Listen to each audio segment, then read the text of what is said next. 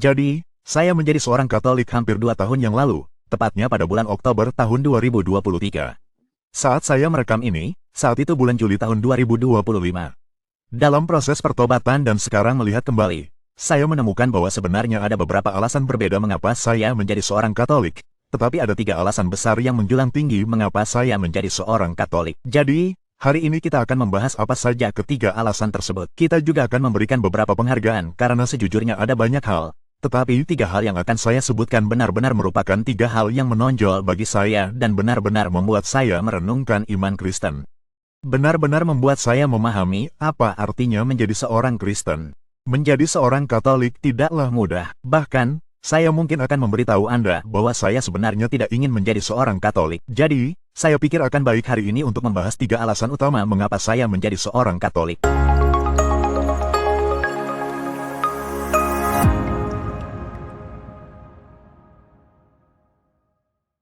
Selamat datang di Lexio. Nama saya Sean Healer. Kita akan mulai dengan pertanyaan yang diajukan kepada saya di awal perjalanan ini. Dan saya punya video tentang kisah pertobatan saya jika Anda ingin menontonnya. Saya akan menaruh tautannya di deskripsi sehingga Anda dapat melihatnya. Namun, ada pertanyaan yang diajukan yang tidak pernah saya pertimbangkan dan tidak pernah terpikirkan sebelumnya. Pertanyaan itu adalah, apakah Tuhan tidak peduli dengan apa yang kita yakini? Pertanyaan itu menghantam saya seperti sebongkah batu bata di dunia kita saat ini, di mana ada ratusan denominasi yang berbeda. Anda memiliki beberapa jenis orang Kristen yang berbeda, itulah jenis gereja. Dan saya tersadar bahwa itulah yang Tuhan inginkan. Yesus berkata dalam Yohanes supaya mereka semua menjadi satu. Sama seperti Engkau, ya Bapa, di dalam aku dan aku di dalam Engkau, supaya mereka juga di dalam kita, supaya dunia percaya bahwa Engkaulah yang telah mengutus aku. Kemuliaan yang telah Engkau berikan kepadaku, telah Kuberikan kepada mereka, supaya mereka menjadi satu, sama seperti kita adalah satu, aku dan mereka, dan Engkau dan aku, supaya mereka menjadi satu dengan sempurna, sehingga dunia tahu bahwa Engkaulah yang telah mengutus aku, dan supaya mereka mengasihi mereka, sama seperti Engkau mengasihi aku. Apakah kita sebagai orang Kristen benar-benar satu? Sayangnya, jawabannya adalah tidak. Kita terbagi dalam banyak hal yang berbeda. Namun, jelas dari mulut Tuhan kita bahwa Ia menghendaki kita menjadi satu. Dan saya memikirkan pertanyaan apakah Tuhan bersikap acuh tak acuh. Lalu saya melihat ayat-ayat Alkitab yang sederhana. Mudah, Anda dapat kembali ke Perjanjian Lama. Lihatlah betapa terperincinya Tuhan dalam menjelaskan kepada mereka cara membangun kemah suci hingga ke hasta di sana. Kita memiliki Tuhan yang terperinci. Kita memiliki Tuhan yang peduli tentang bagaimana kita menyembahnya. Jadi, kita tidak memiliki Tuhan yang acuh tak acuh. Kita memiliki Tuhan yang ingin kita semua menjadi satu. Jadi, semuanya bermuara pada klaim kebenaran. Jelas, alasan mengapa seseorang mungkin menjadi Presbyterian adalah karena mereka percaya bahwa iman Presbyterian mereka adalah representasi sejati tentang bagaimana Kristus ingin kita menaati dan menyembahnya. Jika seseorang adalah seorang Lutheran, itu karena mereka percaya bahwa iman Lutheran mereka adalah apa yang dimaksud Kristus dengan gereja. Ketika seseorang mengatakan bahwa mereka Katolik, itu karena mereka percaya bahwa iman Katolik adalah representasi sejati tentang bagaimana Tuhan ingin kita menyembahnya. Jadi, apapun denominasi, gereja apapun, Katolik, Protestan, Ortodoks Timur, apapun itu, fakta bahwa Anda adalah diri Anda sendiri adalah sebuah klaim kebenaran. Anda mengatakan bahwa saya percaya bahwa ini benar. Dan kita tahu bahwa hanya ada satu kebenaran. Hanya ada satu gereja yang benar. Roh Kudus tidak memimpin banyak gereja ke berbagai jalan yang berbeda dengan banyak doktrin yang berbeda dan banyak doktrin yang saling bertentangan. Roh Kudus tidak akan melakukan itu. Jadi, sekarang ada satu gereja karena kita tidak memiliki Tuhan yang acuh tak acuh dan hanya ada satu gereja. Apakah gereja itu? Dan itulah pertanyaan yang memulai perjalanan saya.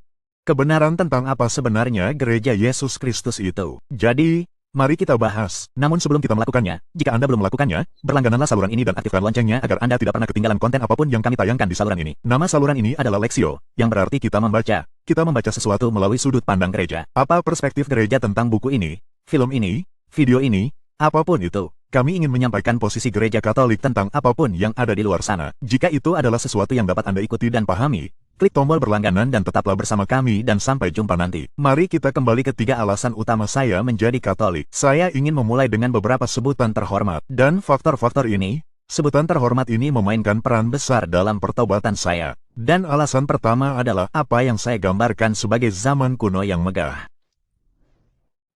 Pertama kali saya masuk ke gereja Katolik, saya sangat senang mengatakan bahwa saya masuk ke katedral yang ada di kota saya. Dan jika Anda belum pernah masuk ke gereja Katolik, jika Anda belum pernah ke sana, ada beberapa jenis gereja Katolik yang berbeda. Namun ketika Anda masuk ke katedral, katedral dikenal sebagai tempat kedudukan uskup. Katedral biasanya terlihat seperti gereja gotik abad pertengahan yang Anda kunjungi. Dan saya masuk ke misa ini dan saya kagum. Langit-langitnya setinggi 75 kaki. Ada kubah. Ada berbagai macam lukisan kaca patri. Ada patung. Ada berbagai macam hal dan Anda hanya masuk dan Anda mendapatkan perasaan luar biasa bahwa benda ini lebih besar dari saya. Dan itu sangat masuk akal bagi saya ketika saya masuk. Saya masuk ke gereja itu dengan sikap ramah terhadap Katolik, tetapi tidak yakin tentang Katolik. Dan saya tidak yakin apa yang diharapkan ketika saya masuk. Tetapi saya masuk dan langsung merasakannya. Dan sangat masuk akal bagi saya bahwa ini harus terasa lebih besar dari diri saya sendiri. Kekristenan, tubuh Kristus, gereja, lebih besar dari setiap anggotanya. Dan itu masuk akal. Tuhan lebih besar dari saya. Apa yang Yesus lakukan dan Yesus Kristus sendiri lebih besar dari saya. Jadi masuk akal bagi saya untuk merasa diselimuti oleh kemegahan ini dan bagian kuno. Saya masuk dan melihat banyak hal yang tidak saya ketahui apa itu. Saya benar-benar harus bertanya-tanya dan meneliti apa arti benda-benda kecil yang ada di gereja, mulai dari patung, ikon, hingga berbagai aspek yang berbeda. Sebenarnya, semua itu adalah hal-hal yang berbeda dari berbagai bagian sejarah gereja. Salah satu argumen yang biasa saya miliki terhadap gereja Katolik adalah mengapa semua ikon, patung, lukisan orang-orang kudus yang berbeda. Semua itu tampak tidak berguna bagi saya dan seolah-olah mengalihkan perhatian dari Yesus. Itu adalah hal yang sangat tidak saya sukai. Saya tidak menginginkan semua itu. Namun, saya menemukan dengan jelas bahwa itu juga tidak boleh bagi umat Katolik. Gambar-gambar itu menuntun Anda lebih jauh kepada Kristus. Anda melihat gambar seorang kudus yang menjalani hidup suci bagi Yesus Kristus. Mereka melakukan pekerjaan Yesus. Saya tidak tahan dengan kenyataan bahwa, saat saya belajar lebih banyak tentang gereja, saya menemukan bahwa iman Protestan saya, kita mengabaikan para pahlawan kuno bagi Yesus Kristus, dan melihat penggambaran mereka. Orang-orang yang menjalani hidup bagi Kristus akan menuntun kita lebih jauh kepada Kristus, karena seluruh dunia mereka berputar di sekitarnya. Jadi, melangkahlah ke misa itu dan lihatlah apa yang banyak orang sebut sebagai kemegahan. Hiasannya adalah gereja yang berlebihan dengan betapa indahnya katedral ini. Lihat saja Vatikan. Vatikan adalah salah satu tempat terindah di planet ini. Seni, tiang-tiang, emas, semua hal itu ada di sana. Dan saya dulu punya masalah dengan pemikiran itu dari latar belakang Puritan saya. Kami ingin menghapus semua hal itu. Kami ingin membuat gereja sesederhana mungkin. Dan saya bertanya-tanya apa yang Tuhan katakan tentang itu. Dan saya melihat kembali beberapa saat ketika Tuhan memberitahu umatnya cara membangun kemah suci, khususnya dalam Keluaran pasal 25-31. Dan ada beberapa pasal lain tentang itu. Tetapi Tuhan berbicara kepada mereka tentang membuat kemah suci menjadi tempat yang indah dan Dia menggunakan logam mulia dan hal-hal yang sejujurnya lebih mirip dengan gereja Katolik.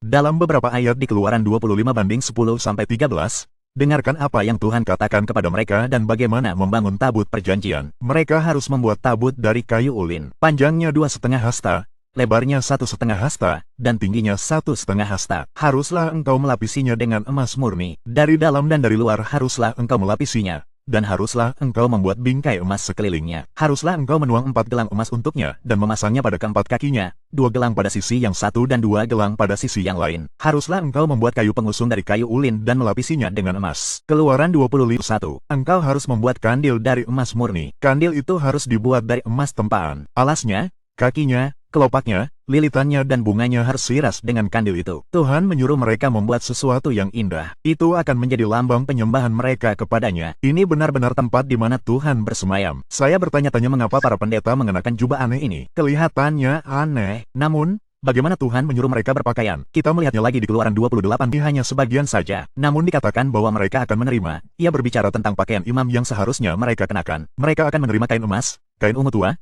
kain ungu muda, kain kirmisi, dan lenan halus yang dipintal benangnya. Mereka harus membuat pakaian dari kain emas, kain ungu tua, kain ungu muda, kain kirmizi dan 5 lenan halus yang dipintal benangnya, ditenun dengan terampil. Pakaian itu harus mempunyai 2 tutup bahu yang disambung pada tepinya, sehingga dapat disambung menjadi satu. Dan pita yang ditenun dengan terampil harus dibuat seperti itu, dan harus menjadi satu bagian dengannya dari kain emas, kain ungu tua, dan kain ungu muda. Dan seterusnya, ada bab. Tuhan tidak hanya tidak acuh, Dia peduli, tetapi Dia ingin penyembahan kita kepadanya menjadi indah. Anda harus masuk ke gereja dan segera merasa seperti telah meninggalkan dunia. Dan sekarang, itulah yang terjadi pada saya hari itu ketika saya masuk. Saya masuk ke katedral. Saya merasa seperti telah melangkah keluar dari dunia dan memasuki tempat baru ini, ke tempat yang dikhususkan bagi Tuhan. Dan itu membawa saya ke hal terhormat lainnya. Dan itu adalah kesunyian misa. Kesederhanaan saat memasuki gereja Katolik itu. Dan saya telah menemukan hal ini berlaku di setiap gereja Katolik yang saya masuki. Anda masuk dan ada keseriusan di udara. Seolah-olah Anda berjalan ke hadirat Tuhan dan semua lelucon Anda, semua tawa setengah hati Anda, semua hal itu terabaikan karena Anda berada di hadirat Tuhan yang Maha Kuasa.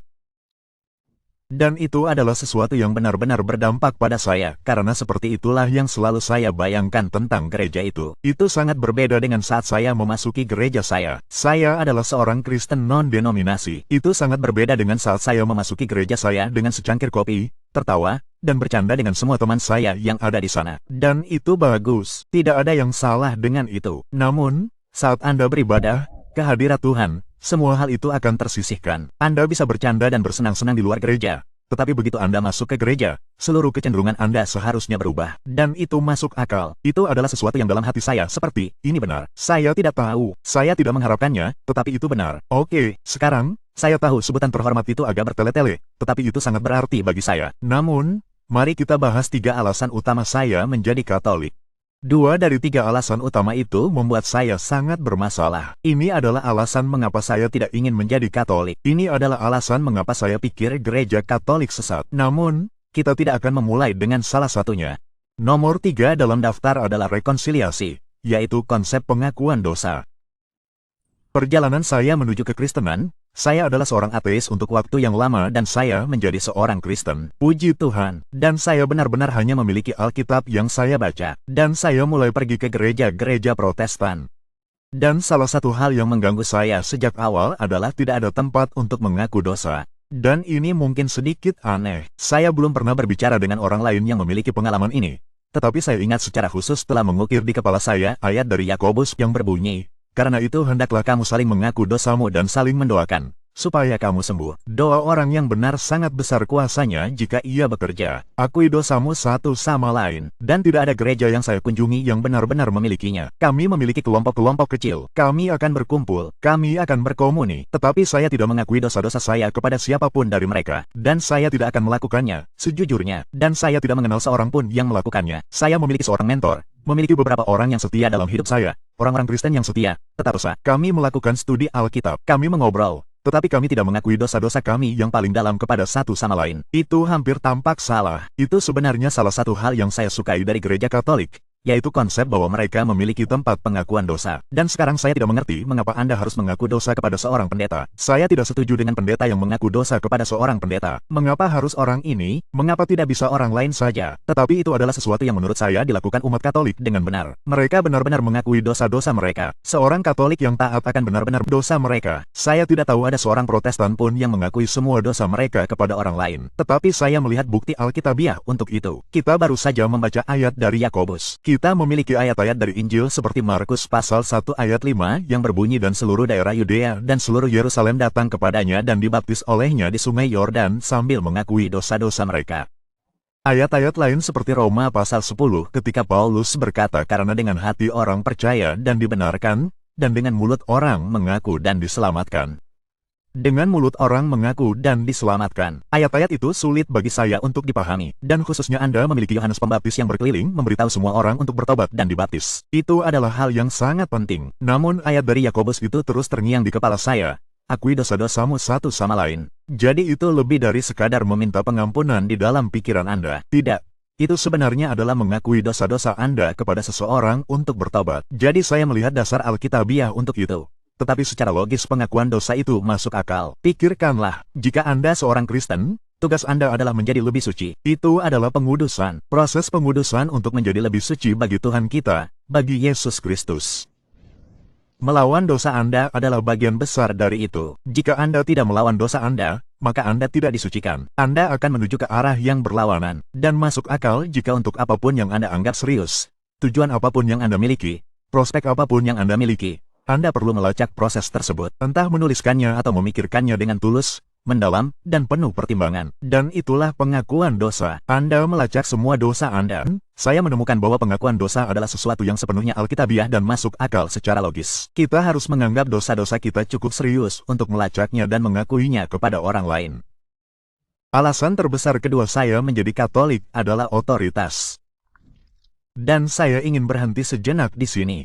Salah satu hal yang tidak saya sukai dari gereja Katolik adalah paus, para uskup, pendeta. Saya tidak mengerti mengapa semua itu benar-benar dibutuhkan. Itu tidak masuk akal bagi saya. Dan saya punya masalah dengan ini. Saya seperti, kenapa? Saya tidak ingin menjadi penganut Katolik. Masalah paus ini tidak masuk akal. Namun, saya mengerti mengapa otoritas itu penting. Jika sebuah perusahaan tidak punya otoritas, jika tidak ada CEO, jika tidak ada pemilik, jika tidak ada orang di puncak, maka perusahaan Anda akan menjadi perusahaan yang tidak punya arah.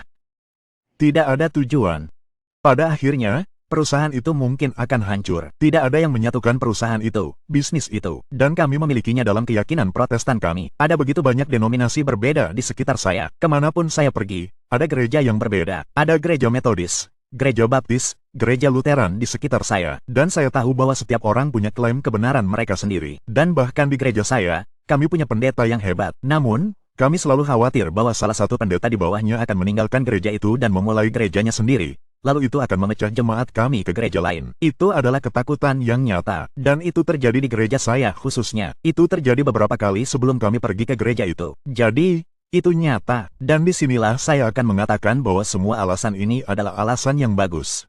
Tetapi sebenarnya kebenarannya adalah alasan saya menjadi Katolik adalah karena perkataan Yesus Kristus. Dan ketika kita sampai pada otoritas, saya memiliki masalah dengan kepausan. Tetapi saya tidak dapat menyangkal perkataan yang diucapkan Yesus sendiri. Jadi kita akan melihat beberapa ayat Alkitab untuk itu. Kita akan membahas bagian besar yang selalu dikutip oleh umat Katolik ketika berbicara tentang otoritas dalam Petrus. Dan Anda mungkin telah mendengarnya jutaan kali. Tetapi saya meminta Anda untuk mendengarkannya sekali lagi, mendengarkannya lagi, dan benar-benar melihat apakah ada preseden untuk ini. Dan apakah Yesus benar-benar memiliki otoritas untuk melakukan ini. Dan saya yakin Anda akan mengatakan dia memilikinya karena dia adalah Tuhan. Tetapi kita membaca di Matius pasal 16. Kita akan membaca ayat 13-20 karena itu adalah hal yang penting. Ketika Yesus tiba di daerah Kaisarea Filipi, ia bertanya kepada murid-muridnya, kata orang, siapakah anak manusia itu? Jawab mereka, ada yang mengatakan, Yohanes Pembaptis. Ada pula yang mengatakan, Elia dan ada pula yang mengatakan, Yeremia. Jawab Simon Petrus,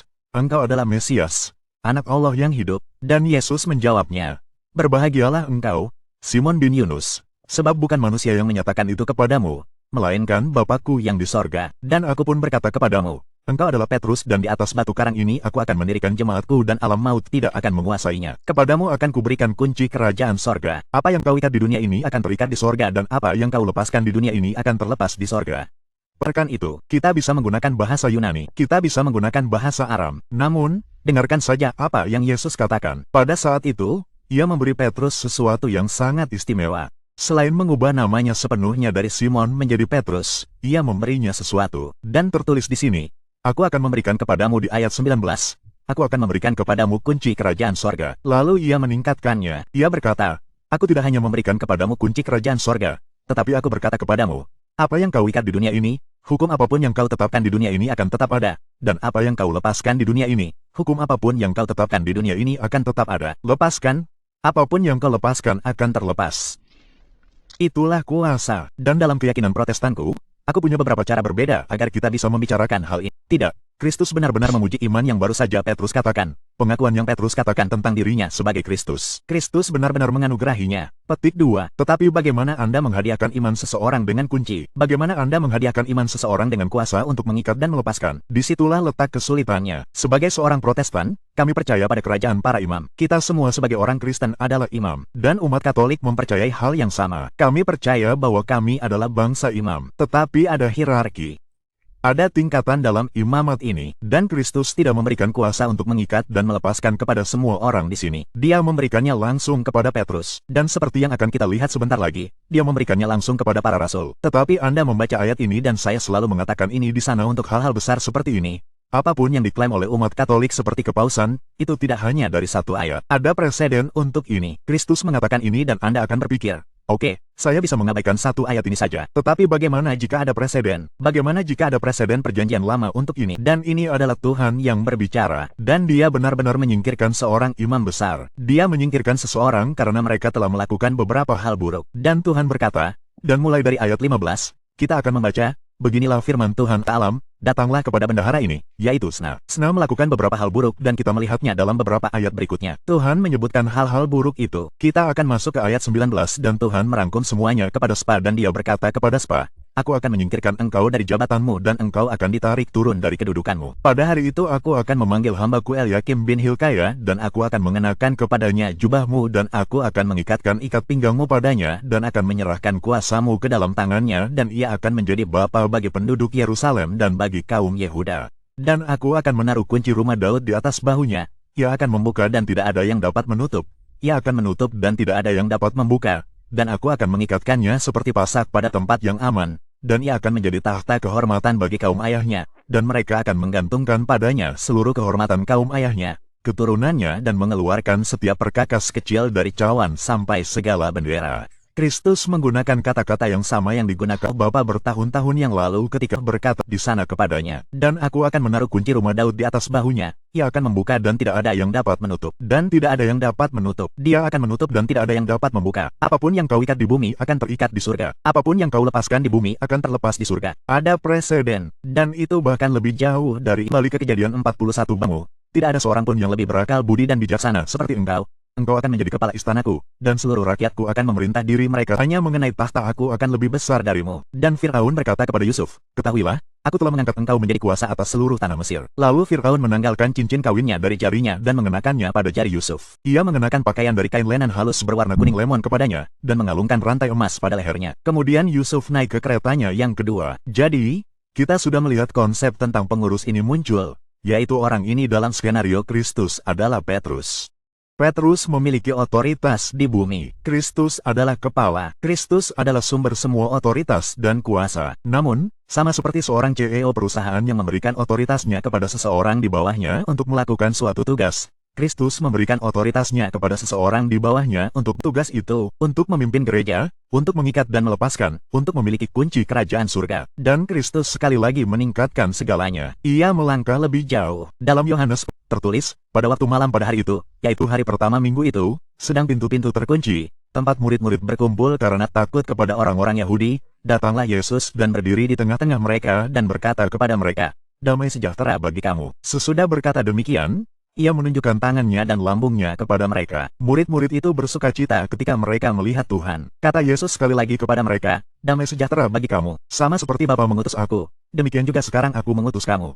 Dan sesudah berkata demikian, ia mengembusi mereka dan berkata, terimalah Roh Kudus. Jikalau kamu mengampuni dosa orang, dosanya diampuni. Jikalau kamu menahan pengampunan dari orang, dosanya ditahan. Petik 2. Dia memberikannya kepada para murid di ruangan rahasia ini, kemampuan untuk mengampuni dosa dan menahan dosa. Itu adalah hal yang sangat besar. Jadi Kristus sedang membangun struktur-struktur yang berotoritas ini dan melihat otoritas ini dibangun dari kepausan kepada para rasul dan kemudian kita memiliki suksesi apostolik sebagai umat Katolik. Saya mulai menyadari mengapa dalam pengakuan dosa saya harus mengaku dosa kepada seorang imam kepada seorang preter.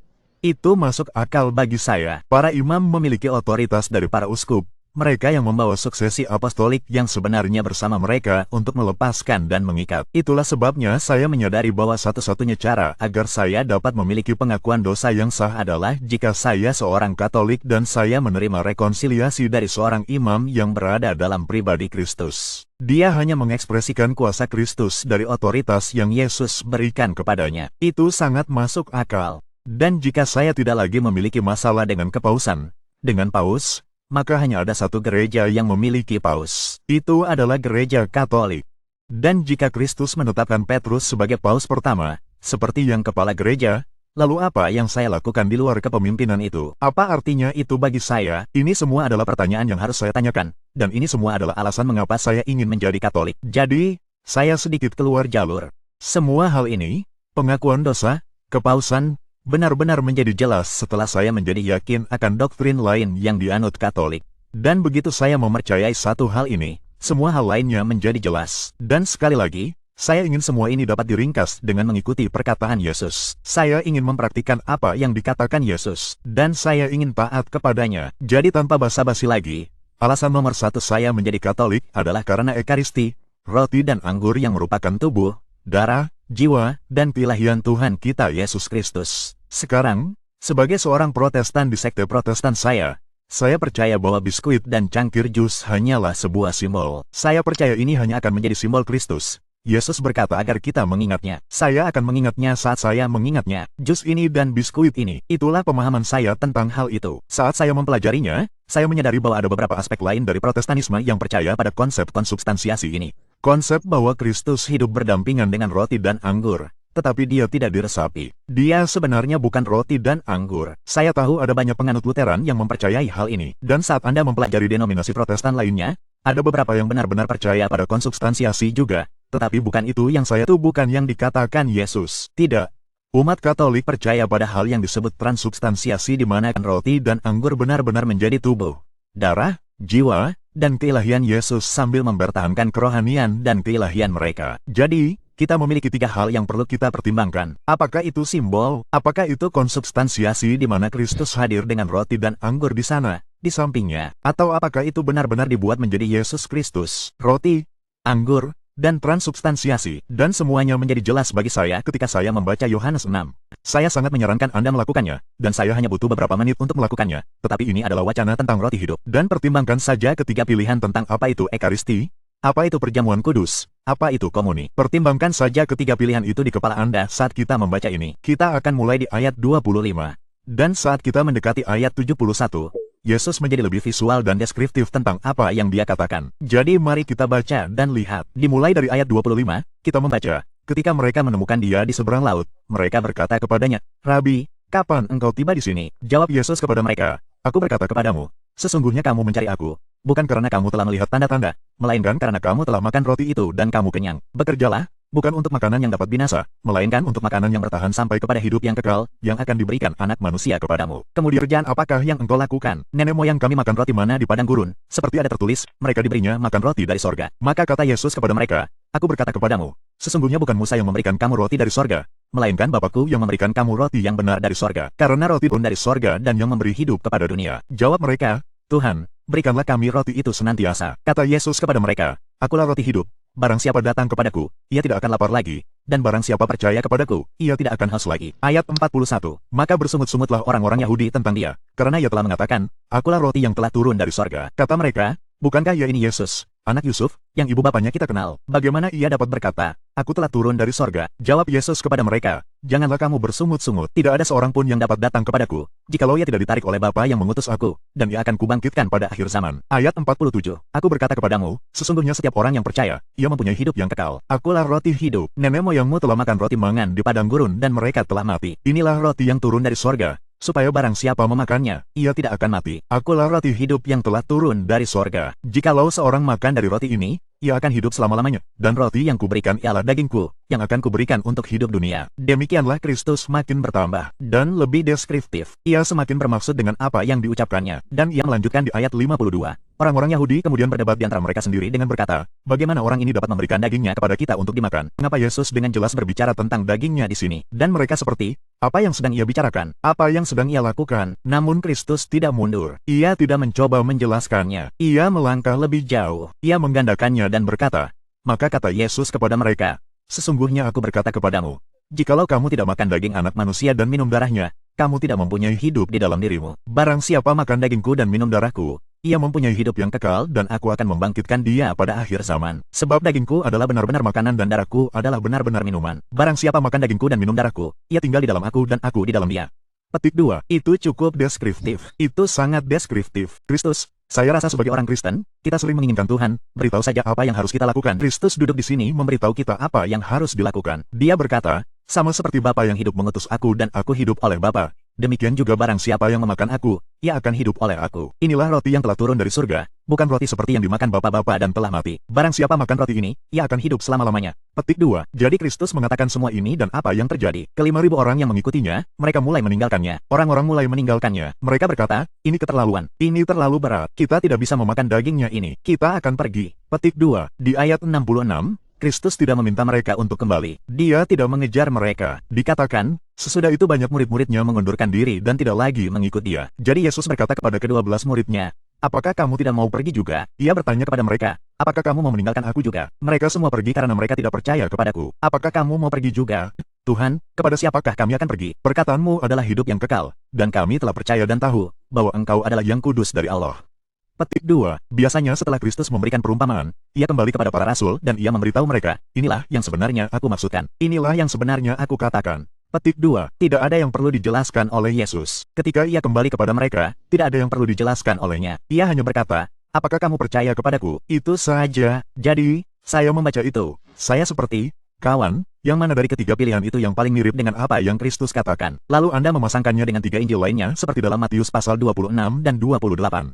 Dikatakan, ketika mereka sedang makan, Yesus mengambil roti, mengucap syukur, memecah-mecahkannya dan memberikannya kepada murid-muridnya. Ia berkata, ambillah, makanlah, inilah tubuhku. Lalu ia mengambil cawan, mengucap syukur, dan memberikannya kepada mereka, sambil berkata, minumlah, kamu semua, dari cawan ini, sebab inilah darahku, darah perjanjian. Dalam Lukas pasal 22, ia berkata, inilah tubuhku, yang diserahkan bagi kamu. Lakukanlah ini untuk mengenang aku. Petik 2. Dalam Markus 14, ia berkata, ambillah, inilah tubuhku. Lalu ia mengambil cawan, mengucap syukur, dan memberikannya kepada mereka, dan mereka semua minum. Lalu ia berkata kepada mereka, inilah darahku, darah perjanjian, yang ditumpahkan bagi banyak orang. Dan saya tahu seringkali kita ingin memasukkan istilah-istilah itu ke dalam kategori kenangan. Kristus berkata untuk melakukan ini untuk mengenang aku. Dan itu benar, kita melakukan ini untuk mengenang Kristus. Tetapi kita tidak dapat mengubah kata itu menjadi sesuatu yang lain. Kristus berkata, inilah tubuhku. Dan seperti yang kita lihat di Yohanes 6, itu jauh lebih dari sekadar simbol. Jika itu hanya simbol,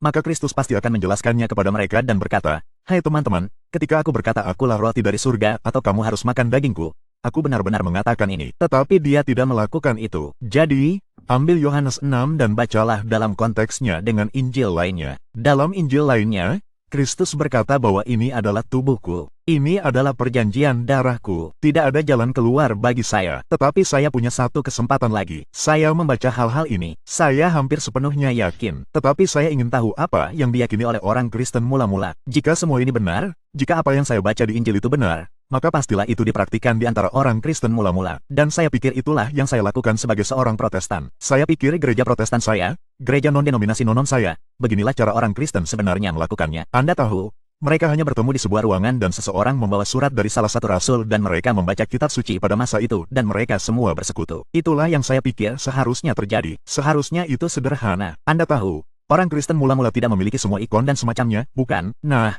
saya mulai belajar tentang gereja mula-mula, dan bukan hanya saya menemukan benda-benda seperti relik, yang tidak akan kita bahas terlalu jauh sekarang. Tetapi lucu bagi saya untuk menemukan bahwa jika Anda meninggal sebagai martir, seseorang yang mati untuk Yesus Kristus, Anda tidak akan mendapatkan penguburan yang damai. Tidak. Orang Kristen membagi-bagi tubuh Anda dan mereka mengambil potongan-potongan dan mereka mengedarkannya karena mereka percaya bahwa tubuh seorang martir adalah suci karena mereka adalah orang-orang yang disisihkan untuk Kristus. Jadi meskipun mereka belum memiliki ikon di gereja mereka, mereka benar-benar memiliki potongan-potongan dari orang-orang beriman untuk mengingatkan mereka mengapa mereka beriman. Dan bukan hanya itu, orang-orang Kristen mula-mula, orang Romawi menyebut orang-orang Kristen mula-mula sebagai kanibal. Karena mereka percaya bahwa mereka mendengar orang-orang Kristen mula-mula berbicara tentang memakan daging dan meminum darah. Dan orang-orang Romawi berkata, wah, kalian memang kanibal. Kalian memakan manusia. Kalian tidak bisa begitu saja mendapat julukan kanibal tanpa ada preseden di baliknya. Presedennya adalah mereka benar-benar percaya bahwa mereka memakan tubuh dan darah Yesus Kristus ketika mereka mengambil bagian dari roti dan anggur. Dan juga beberapa tulisan Kristen paling awal yang kita miliki di luar Alkitab memberitahu kita tentang Ekaristi. Dan itu adalah sesuatu yang tidak dapat saya sangkal. Kita memiliki penulis Kristen awal yang menggambarkan Ekaristi secara rinci. Dan ketika saya mengatakan awal, maksud saya sangat awal. Yohanes Sang Pewahyu, orang yang menulis Injil Yohanes dalam Wahyu, kemungkinan besar baru meninggal sekitar tahun 110. Nah, pada tahun 107, Santo Ignatius dari Antiokhia menulis surat kepada gereja di Roma. Dan dalam surat itu, dia berkata, aku menginginkan roti Allah, roti surgawi, roti hidup, yang adalah daging Yesus Kristus, Anak Allah, yang kemudian menjadi keturunan Daud dan Abraham. Dan aku ingin minuman Allah, yaitu darahnya, yang adalah kasih yang tidak fana dan hidup yang kekal. Jadi pada tahun 107 kita memiliki tulisan ini dan ini sebelum surat-surat kitab suci Perjanjian Baru benar-benar disusun. Itu tidak disusun untuk waktu yang lama. Ada surat-surat acak yang beredar dan mereka akan membacanya di gereja-gereja mereka. Dan surat dari Ignatius ini adalah salah satu surat yang mereka baca. Sekitar tahun 150, Justin Martyr menulis surat tentang apa yang dilakukan orang Kristen dalam ibadah minggu mereka. Dan bunyinya seperti ini. Makanan ini di antara kita disebut Ekaristi yang tidak boleh diambil oleh siapapun kecuali orang yang percaya bahwa hal-hal yang kita ajarkan adalah benar. Makanan yang diberkati oleh doa firman-Nya adalah daging dan darah Yesus yang menjadi manusia. Jadi, kita tidak hanya melihat bukti Alkitabiah untuk Ekaristi. Kita tidak hanya memiliki preseden Alkitabiah tentangnya dalam Perjanjian Lama, seperti yang dikatakan Yesus sendiri, sebagaimana dari surga. Tetapi sekarang kita memiliki orang-orang Kristen paling awal, setelah Yesus naik ke surga, yang menguatkan semua ini dan memberitahu kita tentang hal yang disebut Ekaristi. Ekaristi yang telah ditransubstansiasikan ini. Pada saat itu, mereka menyebutnya transmutasi. Butuh waktu lama bagi kami untuk memahami definisinya. Dan ada begitu banyak hal kecil yang tidak akan kami bahas. Tetapi lebih jauh menguatkan ini. Kebetulan-kebetulan kecil yang sebenarnya bukan kebetulan. Imam besar Melkisedek menjadi imam besar roti dan anggur. Bethlehem sebenarnya diterjemahkan menjadi rumah roti dan Yesus dilahirkan di sana. Terlalu banyak hal yang membuat ini menjadi suatu kebetulan. Ini benar. Jadi, itulah 3 alasan utama saya menjadi Katolik. Dan seperti yang saya katakan sebelumnya, alasan nomor 1 sebenarnya adalah saya ingin taat kepada Yesus Kristus dan mengikuti perkataannya. Dan saya merasa mustahil untuk mengikuti perkataannya tanpa menjadi Katolik. Untuk mengikuti perkataannya sampai tuntas. Jika kita tidak memiliki Tuhan yang acuh tak acuh, jika kita memiliki Tuhan yang ingin kita menyembahnya dengan cara tertentu, maka satu-satunya cara yang dapat saya lakukan adalah menyatukan diri dengan gereja yang telah ada sejak Yesus Kristus sendiri. Kepada semua Protestan yang ada di luar sana yang berpikir bahwa ini tidak mungkin benar, dia pasti membumbui hal-hal ini. Saya juga ada di sana. Saya percaya hal yang sama. Saya pikir orang-orang yang berbicara seperti ini hanya berbohong atau membumbui. Saya hanya meminta Anda untuk membaca dan memeriksa apa yang sebenarnya diyakini gereja.